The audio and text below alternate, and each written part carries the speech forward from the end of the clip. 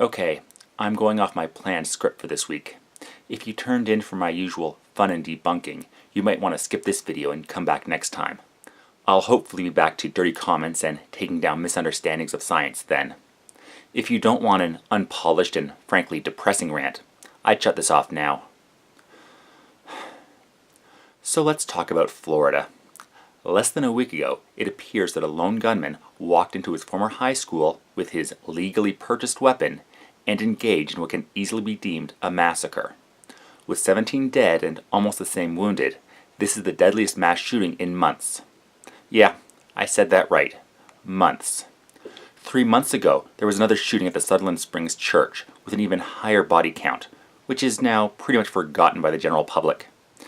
And it looks like this is just going to be another blip on the radar as well. I hate to be cynical, but this is not the first and most likely won't be the last mass shooting anytime soon. I like America. I have friends and family there. I'm even traveling there soon to visit them. I don't anticipate anything happening there, but every time I go down, there's a tiny voice in the back of my head wondering who's armed and is anything going to break out. There's an old saying about an armed society being a polite society, but if you're suggesting that people are polite because they don't know if a wrong word will get them shot, it should say that a society in fear is a polite society. Don't get me wrong, I don't believe that the rest of the world is a violence-free utopia. There have been shootings in other countries, even my own. But in no way do they compare to the frequency as it does in America, with the majority of mass shootings being perpetuated with legally acquired firearms. I've said this before, it's not simply firearms themselves that are causing these issues. The adage about guns not killing people killing people is true.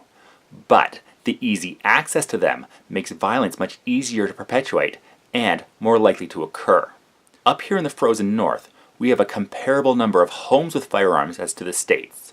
But with legislation on who can have them, when and where they're acceptable, and what types of firearms are allowed to be owned by civilians. I don't want to get rid of all firearms. I understand they're a useful, and in some places, needed tool. But it seems dangerous to allow such unrestricted access to such dangerous weapons. My wife came from a family that was particularly into hunting and sport shooting.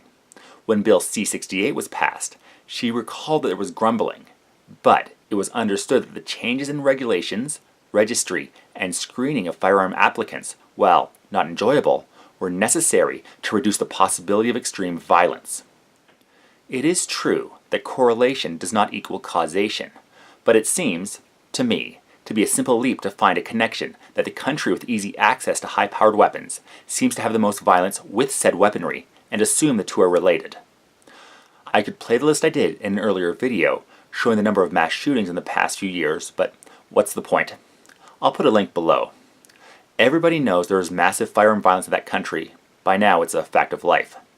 We'll get a few days, maybe at most a few weeks of humming and hawing. Victims will be blamed for not fighting back, blaming media like video games, music, and movies, the same media the rest of the world devours. Solutions will be brought up and, forgive the pun, shot back down. And then, after the obligatory thoughts and prayers, back to business as usual.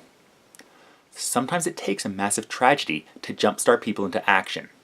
A traumatic event can cause people to find the motivation to change where their society is going. Australia had its horrific Port Arthur shooting, UK's Dunblane attack, and of course our own L'École Polytechnique massacre.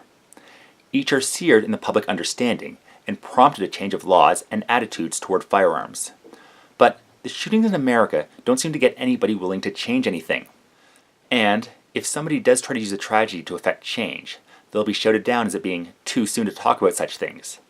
And by the time it's no longer too soon, another attack will have occurred and continue the cycle of not talking or doing anything about it. Look, I understand if you're of the mindset that attacks like what happened in Florida, or Las Vegas, or wherever else a mass shooting like this takes place is just the price of freedom, then this isn't going to change your mind. I get it. You have accepted that these things happen, and it's worse to lose the freedom to have access to weaponry than allow attacks like this to occur. But if you think that attacks like this should be reduced, maybe it's time to start basic legislation on who can get access to firearms. And if you think the only way to stop a bad guy with a gun is a good guy with a gun, remember that those good guys are usually police officers whose firearms are already registered with the government. And perhaps it might be best to stop the so-called bad guys from getting their hands on weapons like that before they're needed to be stopped. This is one of the times I really do wish I was wrong. I hope that something will be done and things will change, but I'm not expecting much.